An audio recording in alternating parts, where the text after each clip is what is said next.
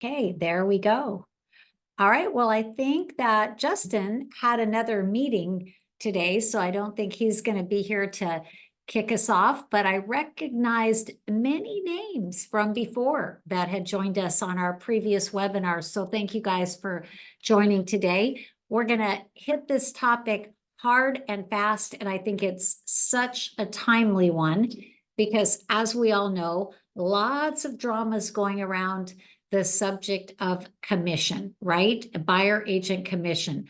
Where it will all end up, who knows? Will it be a big deal? Who knows? But I always think that it's better to over prepare. And I will share some things with you, and I think I have them in the slide deck, but if not, I'll catch up with you at the end. I recently went to the NAR convention. It was here close to the office, and I actually went into one of the sessions where they were talking about perfecting your buyer consultation process and some ways on navigating commission conversations. So I will share those with you today. So as we get settled in here, I just want to say a quick hello to those of you I haven't met. My name is Debbie Grote, and I'm the co-founder and CEO of Forward Coaching. We're right here. We're located here in Newport Beach, but our clients are all across North America.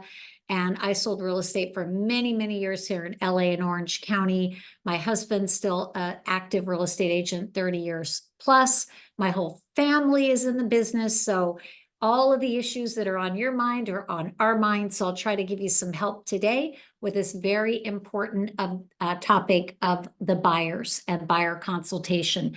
And what I wanted to share with you, when I attended the NAR convention, they talked about a report, and it was called 105 More Ways. And it was basically 105 things that a great buyer agent does for you, the buyer, the consumer. And I thought that will be awesome for you to go through, review, and extract pieces of that you might like to add to your conversations with your buyer consultation package, and just your overall value proposition. And then also we're going to send you my script book. I have scripts for every kind of topic, including asking a buyer for loyalty. So you don't have to do a thing to get those. Justin has arranged those as a gift for you. So you'll get those along with a copy of the recording. So while the lawsuits and drama around the commissions is not fully resolved, we all know we have to stay focused on our job of helping buyers and sellers achieve their goals. So I would encourage you, ignore the drama, or as I tell my daughters, ignore the fake news, and instead get your information of how to navigate this from reliable sources, such as your broker, your local board of realtors, NAR, and just as we know, these lawsuits are scrutinizing how buyer agents are paid. And yet at that recent NAR conference, they emphasized that it is critical not to avoid the commission conversations, that it's important to have transparent conversations with your clients about the commission structure. So I can't tell you exactly what you need to say now or in the future, because each of you are going to need to navigate this as it's appropriate, as it unfolds. But I did think that it would be super appropriate if I share with you a few things that I heard as I attended at this event. So here's a few important things. And again, we're going to send this to you. So if you need to go back to these bullet points, you'll be able to do that. So they made it very clear at the NAR event that it is no longer okay to say to a buyer that your services are, quote, free to them. And I admit, I used to say that, right? Mr. Buyer, here's all the things I'm going to do for you. And the only thing I ask is your loyalty and commitment, and my services are free. Well, we can't say that any longer. So we need to stop that. Also, it's critical to stress by law that commissions are negotiable. And it is okay to determine what fee you personally are willing to accept for the services you provide. And if sellers prefer not to pay a buyer agent, you can discuss the impact that decision might make on traffic and exposure. And it's not about agents blacklisting them, that it could potentially be more about the buyers not being able to afford to pay that commission to their buyer agent because they need to fund their down payment. They also said, be careful, don't say things like, this is standard. This is the standard way things are done around here, that is, just get out of the habit of that. And if you are asking some of your buyers to sign a buyer broker agreement, you really should get in the best practice of asking them all to sign a buyer broker agreement. Otherwise, it might look like some type of discrimination of some sort. So just some good best practices. Some of them are not even necessary at the moment, but if you start doing things the right way, it'll keep you safe and it'll keep you in good shape. So let's pretend I'm at a seller's home and they say, you know, I've heard about this thing going on and, you know, about the buyer agent commission, and do I actually have to pay it? And I could say, you know, Mr. Seller, commissions are negotiable by law. And as a seller, you can make that decision. Now, as the listing agent, for the services and the benefits that I provide to you, I charge a commission of X% on the listing side. And then together, we can decide, what do you feel is the best strategy of what you would pay a buyer agent? Well, can I pay them nothing? You know, you can do that. And yet, here's what we need to realize, that when a buyer is shopping for a home, working with a buyer agent, if you don't pay them, they will need to pay their buyer agent themselves, which might eliminate them from looking at your home because they simply can't afford to do that. So, you know, and you could actually, even though we can't say it's standard practice, that because I think you guys are probably going to find in your market, not that many sellers are actually messing around with big changes on the commission. And yet we want to avoid that word standard practice. So we could simply say, let's look in the multiple listing. Let's look at what the sellers on the competing homes are offering buyer agents. How do you feel about that? What do you think we should do in order to compete? You know, it's not really a tough conversation. And also, I think what they stressed at the event is the more you practice, the more comfortable you are having that conversation, the easier it will be and the less drama around the topic they will feel, right? So got to be prepared to have those conversations if we need to. And remember, separate listing. This is what I work for as a listing commission. And then we choose together what you feel is fair to pay a buyer agent if you choose to do so. So bottom line, it's negotiable choice. Sellers should weigh the positives and negatives when they choose to compensate an agent. And then, of course, for you as that listing agent and as the buyer agent, you have to decide, what are your services worth? What are you willing to work for? You know, someone said to me the other day, I have a seller, they're willing to pay me 1%.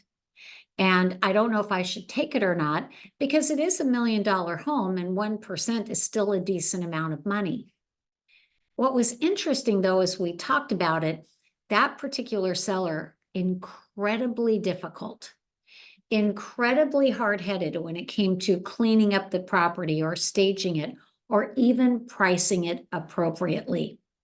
So that's why we have to weigh our time, our energy invested versus going off and finding a client who will appreciate your services. So step one, critical that you establish your value to your buyers and sellers. And I would say start by upgrading your buyer consultation process, because I think many of us, in the frenzy of the market, we got a little sloppy with this, right? Because it was such a frenzy. We could say to a buyer, meet us over at this house. They liked it. They knew they had to write an offer. We wrote it up. We didn't really do this whole consult process. So I think it's a good time to get ready for that, to revisit it and say, what are my steps? Am I going to do a nice buyer consultation package and get that out to them in advance? Do I want to meet with everyone personally, either in person or on Zoom, before I show them property? And we got to be a little careful about, avoiding the conversation about buyer agency until after we show them a home, which I know many agents do. They say, I want to show them one home, then we'll talk about the buyer agency. The challenge with that could be, though, what if the home you show them is paying zero commission and you have no commitment or no agreement that they will pay you in that instance? So it's just a good time to get ready and upgrade your listing presentation. And remember always your reviews, your testimonials, the proof of the good work you do, the proof of the success that you have had. That's what makes others feel comfortable, not just choosing you, but committing to work with you exclusively and pay you what you deserve. And there may be some changes, or you may have already seen this happening in the forms that are required by your board or your state. I know, for an example, the state of Washington, they have made it mandatory that every buyer must sign a buyer agency agreement if you're going to work with them. So there may be changes coming because some of the states want to get in front of this. Just pay attention. I'm sure your broker will keep you in the loop. And then, as we said, get your news and updates from a reliable source. And I think just the fact that you're even on the webinar today and you're thinking about this and you're preparing and you're upgrading, you're one step ahead of the competition. I have always been a big fan of having a very formal buyer package and process of information to share. So the goal is to have that full consult, if you can, before showing the homes. So let's talk a little bit about what could be in a buyer package. And it's cool.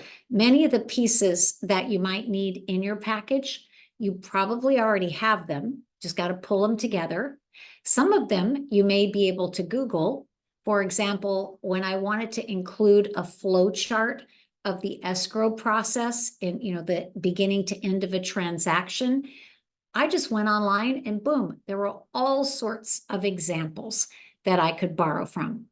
So in that buyer consultation package, I like to have my bio because they need to know who am I, who are they hiring. I did think it was helpful to have that flow chart of the process so they can get a bit of an overview. Then I had a page that I called my home search services. So what am I going to do for them as their agent? Now, back then, we didn't have the NAR 105 Ways report. So you could either extract from that report what you think is the most important, or you could even give them that entire report, kind of the thud factor.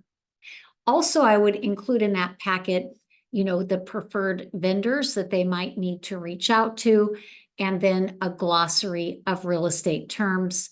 And I actually used to also include a photocopy of the purchase agreement, because I found that if they could get their hands on that and they could look at that in advance, it made them a little less nervous. So I would get them the package in advance, either electronic. I preferred to get it actually physically in their hand if I could, and then also send it as a backup electronically. And then when I met with them, to go through that package piece by piece in a kind of a high level, right? An overview. So talking a little bit about who I am, looking at my reviews and testimonials, walking through that flow chart, talking about the preferred vendors, and then reviewing the home search services. So that's why your goal to have that full consult is important, because it allows you to wow them, to show them what you do. And I think most buyers really don't understand how much a buyer agent does on their behalf. Now, if you have to show them one to build rapport, move quickly to the consultation and just be very careful. Because again, you want to make sure that if you show them one and there's no buyer broker agreement, that you're going to get paid.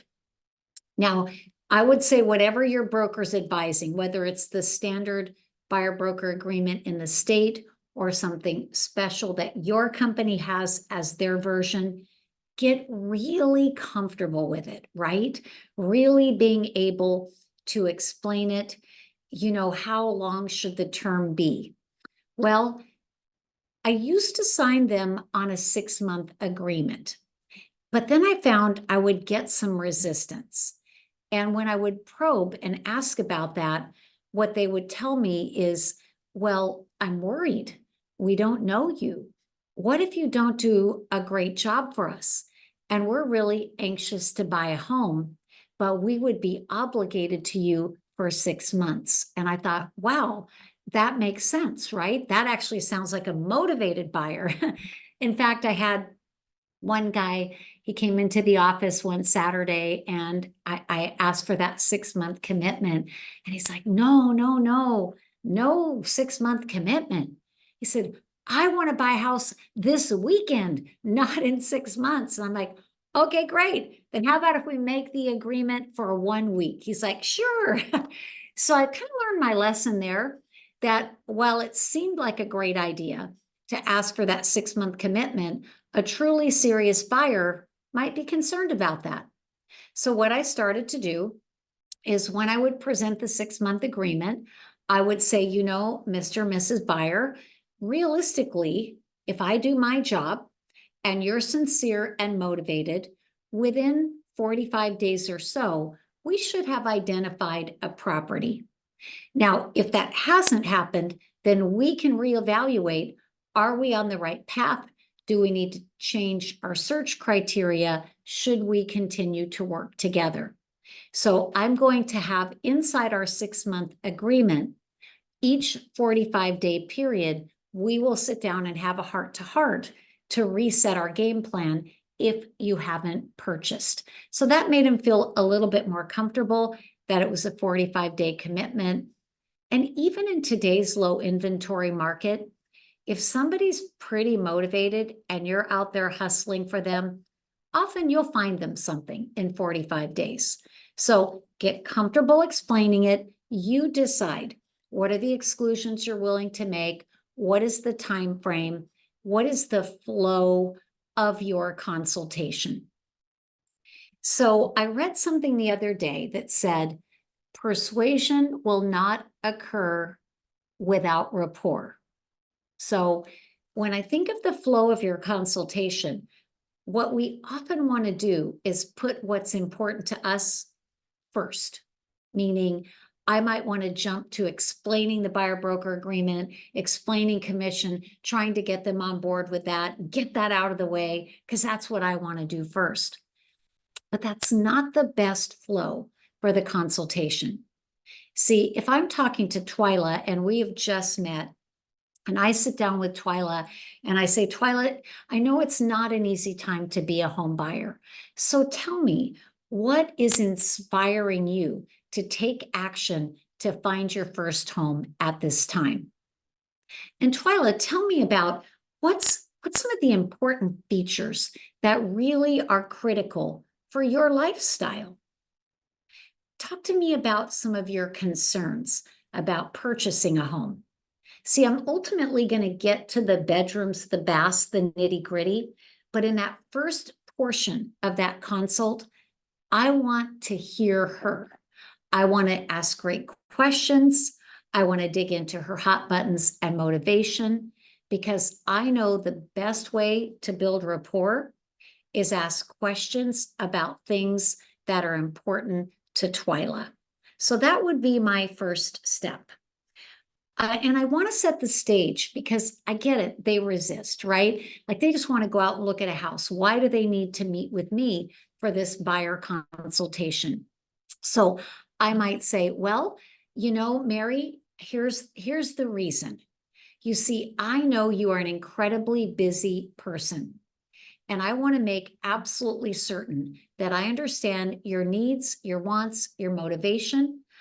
I want to make sure, Mary, that I'm sending you the properties that are most appropriate for you, and also that we're following the home search process that makes you feel comfortable and removes a lot of stress from the transaction. So if we can get together at my office, or we can do this via Zoom if you prefer. I'd like to help educate you and give you some inside information and tips that are going to make it easy, going to make it efficient. And you know what, Mary? It will give you a chance to get to know me and how I work. Only going to take a few minutes. It's going to save us lots of time, and it's going to make the outcome better, right? So that first step is get that booked. Then we're going to do the deep dive into their motivation, their concerns, their ideal outcome. And then once I've completed that needs analysis with Mary, we should have a pretty good flow of rapport. So that's when I'm now going to go over and explain the 105 ways or the home search services. Basically, here is what I'm going to do for you. And remember, anytime we're telling someone something, they're always thinking in their mind, or at least subconsciously in their mind, so what? So what does that mean to me? So why does that matter? So that's why, as I'm going through all of those things that I'm going to do for Mary, I have to explain to her, why is that critical? How is that going to help her achieve her goals? So there's the cover of that report. By the way, if you want to Google, there's also a NAR report. I think it is 450 ways a listing agent works with a seller. So if you Google that report, you should be able to find it. This one, though, just know we're going to send that to you. You don't have to do a thing to get it. So I built rapport with Mary. I know her needs and wants, concerns. I've shared my home search services. And now it's time to ask for their commitment of loyalty and discuss compensation. So how would I do that with Mary? I would say, you know, Mary, you probably have heard that there is some discussion out there, and there's a lawsuit out there about sellers paying a buyer agent commission. And the good news is, as I pulled properties to show you today, Mary, I noticed that in most all cases, the seller is still willing to pay my commission. So that's the good news. However, if we were to come across a property where the seller is not willing to pay, or is not willing to pay what I earn when I work with you, which you guys, whatever that is it 3%? Is it 2.5?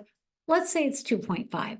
So Mary, for example, if a seller says they'll only pay 1.5%, then you would be responsible as part of the transaction to pay me the other 1%. The good news is, though, Mary, you will know in advance. We will factor that into our offer. And also, you don't pay me a penny unless the transaction actually closes. And you know, guys, I've actually done this a lot, because years ago, I would sell a lot of for sale by owners.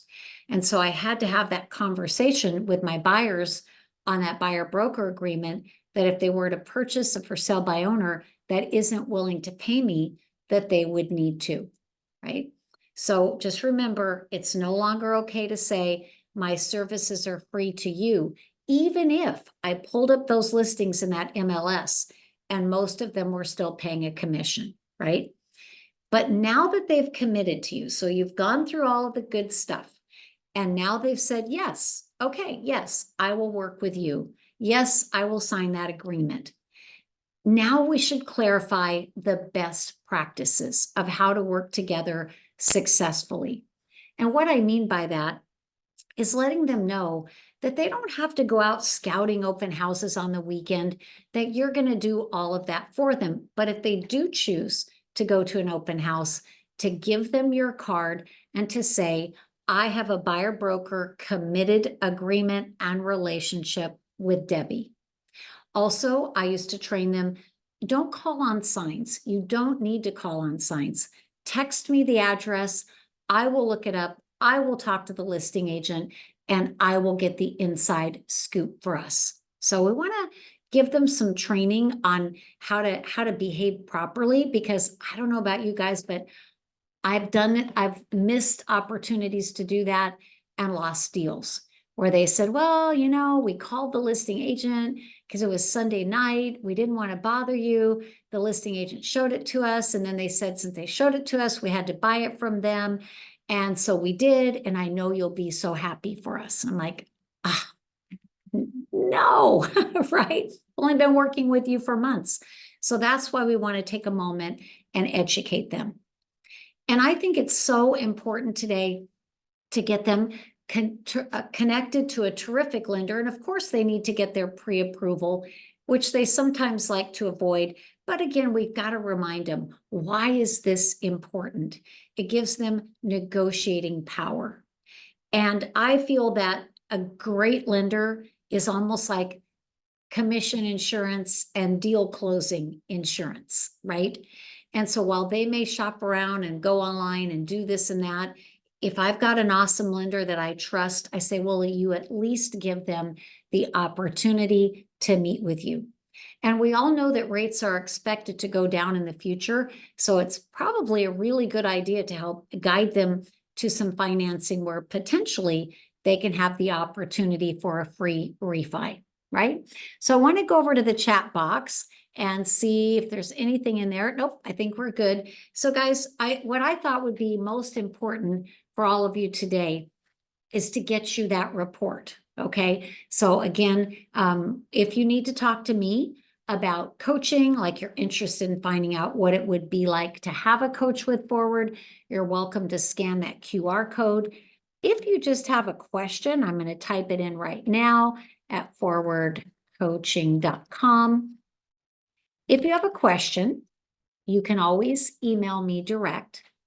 But remember, you don't have to do a thing to get that report. You'll have it in about 24 to 48 hours, just depending on the turnaround of this recording and registration list. And sit down and read it.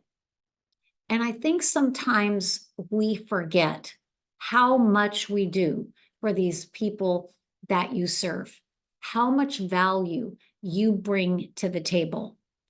Own that value. And if this becomes even more common, that sellers are not paying commission and you have to manage this pretty, significantly, you know what? That's going to eliminate a lot of the competition of the buyer agents out there that do 1, 2, or 3 deals a year, and they don't know how to talk about this. So own your power, right? And if you're working on your buyer consult package and you have questions, or you want me to look at something in that package, I'm more than happy to help you with that. So just keep that email address. And I just really appreciate you all being here today. And we got to remember, yeah, you can get paid well for what you do, but guess what? What you do changes people's lives every day. So it's not easy. Inventory's low, hard to find them houses. You're working overtime. I get it. And that's exactly why you deserve to earn what you are worth. So let's go get it. All right, guys. Thank you so much for being with us today. And I will probably see you again very, very soon. Bye-bye.